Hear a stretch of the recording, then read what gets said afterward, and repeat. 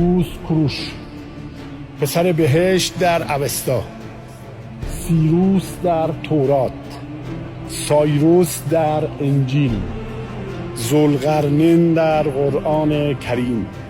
فرودستان را دریابید، زنان را گرامی بدارید، بگذارید هر کس در آیین خویش باشد.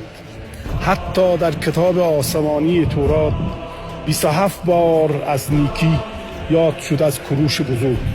در تورات وقتی از حضرت موسی نام میبره میگه موسی، حضرت موسی نماینده خدا. وقتی از کروش نام میبره میفرماید مسیح.